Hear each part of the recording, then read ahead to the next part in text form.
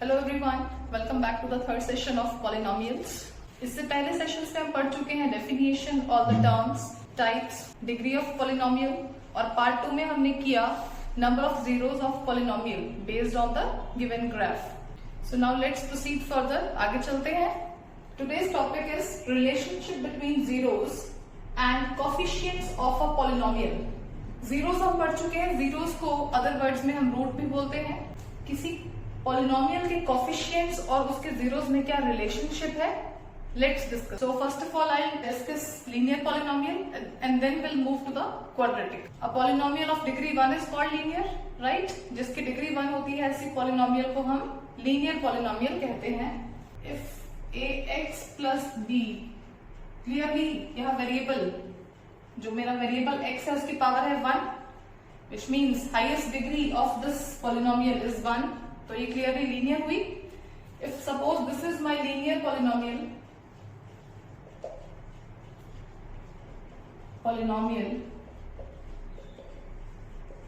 then its zero is, अब इसका zero, इसका रूट क्या होगा, -b/a, जहां पे b आपका क्या है, which means minus of constant. b यहाँ कांस्टेंट वैल्यू है, clearly this is my constant, और a क्या है, coefficient of x। Coefficient is that numeral, मैंने आपको पहले भी बताया था प्रीवियस पार्ट में, coefficient is that numeral which is attached to the variable, which is associated to the variable. तो विच मीन्स इसका जीरो निकालने का क्या मेथड है in case of linear polynomial I am talking about. So it is minus of constant upon में है coefficient of x। For example, अगर आपके पास लीनियर पॉलिनोमियल गिवन है 2x प्लस 3, मुझे अगर इसका जीरो निकालना है, जीरो मीन्स मुझे x की वैल्यू निकालनी है कि इस पॉलिनोमियल का रूट क्या है, जीरो क्या है। तो अभी हमने सीखा क्या रिलेशनशिप है इसके जीरोस का इसके कोफिशिएंट्स के साथ। ये क्लियरली आप समझते आए हो कि a और b यहाँ कोफिशिएंट्स हैं, राइट। तो डिस्कस करते हैं इसका zero based on this relationship जो अभी हमने स्टडी किया। तो ये कहता है कि माइनस ऑफ कांस्टेंट, पहले आपको कांस्टेंट चेक करिए, यहाँ पर कांस्टेंट है 3 और आपको नेगेटिव का साइन साथ में कंसीडर करना है। तो आपने लिखा माइनस ऑफ 3 और डिवाइड में आप लिखेंगे coefficient of the variable x। यहाँ x का कोफिशिएंट है 2, तो अपॉन में आपके पास आ गया 2। So very easily just with in 2-3 seconds आपके पास लीनियर पॉलिनोमियल का जीरो आ चुका है, right. So this is how we find zero of any linear polynomial. जो अभी हमने रिलेशनशिप डिस्कस किया कि कैसे हम कोफिशिएंट्स की हेल्प से जीरोस फाइंड करते हैं लीनियर पॉलिनोमियल का, इसको समझने का दूसरा तरीका देखते हैं। यही आपकी लीनियर पॉलिनोमियल गिवन थी और मैंने आपको पार्ट 2 में भी बताया कि जीरोस मीन्स किसी पॉलिनोमियल का जब भी हमें जीरो निकालना है तो आप क्या करते हैं, आप उस पॉलिनोमियल को इक्वल्स टू जीरो कर दीजिए और यहां से आप x की वैल्यू सॉल्व कर लीजिए। जब आपने x सॉल्व किया, ये b शिफ्ट होकर -b बन गया और ये जो a इंटू में था डिवाइड में जाके ये हो गया -b/a। तो अब भी आप रिलेट कर सकते हैं, जो हमने रिलेशनशिप किया उससे भी आपका आंसर यही आ रहा था, यही आपके जीरो की वैल्यू थी। और अगर आप डायरेक्टली चेक करें उससे भी आपका आंसर, उससे भी आपका जीरो यही आया, which means answer is verified, right. This is the correct way. Example ले लेते हैं और चेक करेंगे कि कैसे मैं दोनों वे से करूं। My answer is same, my zero is going to be always same. I am taking 4x plus 7, clearly this is linear polynomial. Why? Because variable की पावर क्या है, 1, highest power of variable is 1, so means this is linear polynomial. Find its zero. Now firstly I am doing using the direct method and then we'll use the relationship of coefficients, right? अगर मैंने zero निकालना है इसका तो मैंने put किया polynomial को equals to 0, यहां से x फाइंड करेंगे तो क्या आएगा, -7/4। सो this is the direct method, ये हमने डायरेक्ट वे से किया। अब हम करते हैं using the relationship between coefficients and it's zeros. तो आप देखेंगे, ऑब्जर्व करेंगे कि क्लियरली आपके जीरो की वैल्यू दोनों ही मेथड से सेम आने वाली है। Now we have method 2, using coefficients इसके जीरो फाइंड करते हैं। आपके x की वैल्यू क्या होगी, minus of constant upon coefficient of x। यहाँ कांस्टेंट है 7 along with the negative sign है, तो ये हो गया -7, और x जो आपका वेरिएबल है उसका कोफिशिएंट क्या है 4, तो 4 हमने पुट किया। तो आप क्लियरली ऑब्जर्व कर सकते हैं आपके जीरो की वैल्यू, आपका जो x जीरो है रूट है, वो दोनों ही मेथड से, चाहे आपने मेथड 1 यूज किया डायरेक्ट मेथड या फिर आपने यूजिंग रिलेशनशिप ऑफ कोफिशिएंट्स किया, your zero is going to be same. Alright, now we have quadratic equation. We know quadratic polynomial वो होती है जिसकी डिग्री क्या होती है 2। So I have considered here if ax square plus bx plus c is a quadratic polynomial, quadratic equation where a is non-zero. Clearly this a should be non-zero. मैंने आपको उस दिन भी बताया था, अगर आपकी मैक्सिमम जो पावर है अगर उसका कोफिशिएंट इन केस जीरो हो जाता है तो उससे क्या होगा कि पूरी टर्म वैनिश हो जाएगी। पूरी टर्म जीरो बनने के बाद आपकी डिग्री 2 नहीं रहेगी, which means it is no more a quadratic. अगर हम चाहते हैं कि ये क्वाड्रेटिक रहे तो ये जरूरी है, ये नेसेसरी है कि आपका जो कोफिशिएंट a है that must be non-zero. So I have considered here this condition a is non-zero and it has 2 zeros. Why it has 2 zeros? अगर आपको याद हो हमने प्रीवियस पार्ट में डिस्कस किया था, if we are considering a polynomial px of degree n, suppose n हमने degree ली, n कोई भी होल नंबर हो सकता है, then this equation will have at most n zeros. ये रिजल्ट हम प्रीवियस पार्ट में डिस्कस कर चुके हैं, विच मीन्स अगर हम यहाँ क्वाड्रेटिक इक्वेशन कंसीडर कर रहे हैं, क्वाड्रेटिक की डिग्री होती है 2, which means max to max it can have 2 zeros, इसके मैक्सिमम 2 zeros पॉसिबल हैं। तो मैंने ले लिया then it has 2 zeros, suppose alpha and beta. I have named them alpha and beta. These are the Greek letters friends, alpha and beta. ठीक है, ये just notation के लिए हमने कंसीडर किया है, आप चाहें तो कुछ और नोटेशंस भी ले सकते हैं, but for convenience I have considered alpha and beta. अब आपको पता है कि इस क्वाड्रेटिक इक्वेशन के कितने जीरोस आने वाले हैं, 2 zeros, which means इसके फैक्टर्स भी 2 होंगे। It is possible to write इस क्वाड्रेटिक इक्वेशन को मैं किसके इक्वल लिख सकती हूँ, k into x minus alpha into x minus beta. मैंने कुछ नहीं किया, जो ये जीरोस आए थे ये जीरोस थे, और हम जीरोस फाइंड कैसे करते हैं, अगर आपको पता होगा हम फैक्टर को इक्वल टू 0 पुट करते हैं तभी हमारे पास ये जीरोस आते हैं। इसी तरह आपके पास अल्फा एंड बीटा आए थे ना, जो इसके जीरोस हैं, विच मीन्स अगर मैं रिवर्स स्टेप कर रही हूँ, जीरोस मेरे पास हैं, फैक्टर्स मुझे बनाने हैं, तो फैक्टर्स यही होने वाले हैं x minus alpha and x minus beta. तो मैंने जस्ट इसका रिवर्स स्टेप किया, जीरोस हमने कंसिडर किए थे, फैक्टर्स मुझे क्या मिल गए यहाँ पर, x minus alpha and x minus beta. And why I have taken k here, k is any constant. जरूरी नहीं है फ्रेंड्स कि आपकी क्वाड्रेटिक इक्वेशन हमेशा ऐसी दिखे कि आपको एक्स स्क्वायर का कोफिशिएंट ऑलवेज 1 मिले। ऐसा भी हो सकता है कि ये कोई और नॉन जीरो नंबर हो। मुझे नहीं पता कि क्वाड्रेटिक इक्वेशन में इस a की वैल्यू जो एक्चुअल में a की वैल्यू है वो 1 है या अदर देन 1 कोई और नॉन जीरो वैल्यू है।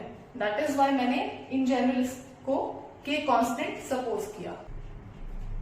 ऑल्दो आपको इस डेरिवेशन में जाने की कोई जरूरत नहीं है, this derivation is not going to be there in the exam, right, but still I am explaining you why, because आपको ऐसा नहीं लगना चाहिए कि हम कुछ क्रैम कर रहे हैं। Everything should be clear. After simplifying आपको इक्वेशन कुछ ऐसी मिल गई है, आपको पता है बोथ साइड्स हम कंपेयर कैसे करते हैं, कंपेयरिंग कोफिशिएंट्स, सेम पावर्स के कोफिशिएंट्स को हम आपस में कंपेयर करते हैं। यहाँ पर एक्स स्क्वायर का कोफिशिएंट a है, यहाँ मुझे एक्स स्क्वायर का कोफिशिएंट क्या दिख रहा है, after simplifying the bracket coefficient k आएगा, तो विच मीन्स कंपेयरिंग कोफिशिएंट्स के बाद मुझे a मिल गया इक्वल्स टू k। ऐसे ही जब मैं x की पावर 1 वाले कोफिशिएंट्स को कंपेयर करूंगी तो इस b की वैल्यू क्या आ जाएगी, b इक्वल्स टू आ जाएगा minus k into alpha plus beta. So I will write b equals to minus k into alpha plus beta. Likewise, constant will be compared along with the constant. Constant से compare होता है दोनों sides के, तो इस c की value किसके equal आ गई, this k again will be multiplied, क्योंकि k होल मल्टीप्लाई में था तो हर टर्म के साथ वो आगे मल्टीप्लाई होता जाएगा। तो c इक्वल्स टू आ गया k into alpha into beta, right. k की वैल्यू मेरे पास क्या है, a। अगर मैं इस रिलेशनशिप में k के प्लेस पर अगर मैं a पुट कर रही हूं तो मुझे क्या मिलेगा, b equals to minus a into alpha plus beta. Friends आपको याद हो अल्फा बीटा क्या थे, इस क्वाड्रेटिक के जीरोस थे, इसके रूट्स थे, राइट? वही रिलेशनशिप हम फाइंड कर रहे हैं, relation between the zeros and coefficients. और अगर आपको याद हो मेरी क्वाड्रेटिक इक्वेशन जो हम जनरल फॉर्म लेकर चले थे, वो ये ऐसी फॉर्म में थी, ax² + bx + c, which means this a, b and c, all these a, b, c are coefficients, right? ये मेरे कोफिशिएंट्स थे एंड अल्फा बीटा मेरे जीरोस थे। तो क्लियरली आप ऑब्जर्व करिए, हम इनका ही रिलेशनशिप डिस्कस कर रहे हैं, कोफिशिएंट्स एंड जीरोस का। Fine, there should be no confusion at all. तो मैंने k के प्लेस पे इसकी वैल्यू पुट की विच इज a। अब यहां से थोड़ा सा सिंप्लीफाई किया, मैं -a को उस साइड शिफ्ट करूंगी, it will become -b/a, which means जो मेरे जीरोस थे, 2 जीरोस अल्फा बीटा, इनका सम किसके इक्वल आ गया? -b/a। Very very important result, sum of zeros of any quadratic is always -b/a। इसको अगर और अच्छे से समझना चाहते हैं तो what is the another way to write? मैं लिख सकती हूँ sum of zeros। जब मैं zeros बोल रही हूँ, we are talking about alpha beta clearly, right? तो मैंने लिखा alpha plus beta, जो भी हमने प्रूव किया अभी डेरिवेशन से मेरे पास आया -b/a, which means what is the another way to understand? मेरा b यहाँ पर क्या था? अब इस इक्वेशन को ऑब्जर्व करिए जो आपकी स्टैंडर्ड फॉर्म है क्वाड्रेटिक इक्वेशन की। b था कोफिशिएंट ऑफ x, राइट? और a है coefficient of x², which means मैं इसको अगर समझने के लिए वर्डिंग में लिखना चाहती हूं तो मैं इसको लिख सकती हूं minus of coefficient of x upon a किसका कोफिशिएंट है? x² का, तो अपॉन में आ गया coefficient of x²। So this is the whole story कि सम ऑफ जीरोस का क्या रिलेशनशिप है coefficients of the quadratic equation. जो स्टैंडर्ड फॉर्म क्वाड्रेटिक इक्वेशन हमारे पास गिवन थी, हम लेकर चले थे, उसका रिलेशनशिप जीरोस के साथ ये है, your sum of zeros alpha plus beta will always be equals to minus of coefficient of x. जो भी इक्वेशन में एक्स का कोफिशिएंट होगा उसके साथ नेगेटिव साइन न्यूमरेटर में आएगा, और डिवाइड में डिनोमिनेटर में आप क्या लेंगे? कोफिशिएंट ऑफ x², वो चाहे जो भी गिवन हो। Let's move further. What is the next relationship now? इसी तरह अगर मैं अब c equals to k into alpha beta consider करूं और इस k के प्लेस पर मैं k की वैल्यू पुट करूं which is a, तो देखते हैं हमें क्या मिल रहा है। c as it is रखा, सिर्फ k के प्लेस पे मैंने इसकी वैल्यू पुट की which is, हमें पता है k equals to हमारे पास a आया हुआ है, तो यहाँ मैंने a पुट किया into alpha beta same, it is in the product। Friends, मैं सिंप्लीफाई करने के लिए अल्फा बीटा इसी साइड रख रही हूँ और मैंने ये कोफिशिएंट a को इस साइड शिफ्ट किया, यहाँ मल्टीप्लाई में है, shifting to that side it becomes an divide, तो ये आ गया c/a, विच मीन्स आपको क्लियरली पता लग रहा है अल्फा बीटा जो मेरे जीरोस थे, product of zeros, alpha into beta means they are in multiply, they are in product, तो इन दोनों जीरोस का प्रोडक्ट किसके इक्वल आ गया? c/a, c/a। Again very very important relationship, किसी भी क्वाड्रेटिक इक्वेशन का अगर दो जीरोस हमारे पास हैं, उनके प्रोडक्ट ऑफ जीरोस क्या आएगा? Always c/a। और जब हम c और a की बात कर रहे हैं, हमें पता है a, b, c ये तीनों ही मेरे क्या थे? कोफिशिएंट्स थे, तो क्लियरली जीरोस का अल्फा बीटा का इन कोफिशिएंट्स के साथ रिलेशनशिप आ चुका है। In other words, if I wish to write, I may write it alpha beta which means ये इन जीरोस का प्रोडक्ट किसके इक्वल आया? c/a। सी क्लियरली आपकी इक्वेशन का क्या था? ये कांस्टेंट वैल्यू थी जिसके साथ कोई वेरिएबल अटैच नहीं है, तो ये आया आपका कांस्टेंट, और ऑब्जर्व करिए इसके साथ कोई नेगेटिव साइन नहीं है यहाँ पर। अपॉन में a आया, a अगेन क्या था? Coefficient of x², which means आपका रिलेशनशिप जो प्रोडक्ट ऑफ जीरोस है वो आएगा constant upon coefficient of x², coefficient of x², that's it. I told you earlier also, you need not to get into this, आपको ये करने की जरूरत नहीं है, बट होल स्टोरी मैंने इसलिए बताई, आपको ऐसा नहीं लगना चाहिए कि हम कुछ क्रैम कर रहे हैं, राइट? आपको सिर्फ ये दो रिलेशनशिप याद रखने हैं, एक ये रिलेशनशिप एंड वन वाज जो मैंने आपको सम ऑफ जीरोस का रिलेशनशिप पहले बताया। What was the first relationship? We did sum of zeros, alpha plus beta किसके इक्वल था? -b/a। b आपका था कोफिशिएंट ऑफ x, तो इसको हमने लिखा था minus coefficient of x divided by a क्या है? Coefficient of x square. तो आपको जस्ट ये दो रिजल्ट्स याद होने चाहिए व्हाइल सॉल्विंग द क्वेश्चंस। आपको डेरिवेशन करने की जरूरत नहीं है। सम ऑफ जीरोस किसके इक्वल है, बस ये याद रखिए। प्रोडक्ट ऑफ जीरोस किसके इक्वल है, जस्ट ये रिलेशनशिप याद रखिए। Alright, let's consider an example. I have taken this quadratic equation x square plus 7x plus 10। First part is to find its zeros, पहले आपको इसके जीरोस निकालने हैं, and then the second part you need to verify the relationship between its zeros and its coefficients. सबसे पहले इसके zeros find करते हैं। हमें पता है using the middle term, by splitting the middle term we can find the zeros easily. मुझे ऐसे टू फैक्टर्स ढूंढने हैं जिनका सम हो 7 और प्रोडक्ट क्या हो 10। वी नो 5 इंटू 2 मेक्स 10 और 5 प्लस 2 क्या होता है 7, which means I can do like this. मैंने मिडिल टर्म को स्प्लिट किया, I am finding the zeros.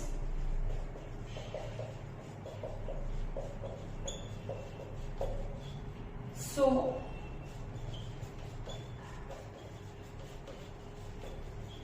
after simplifying,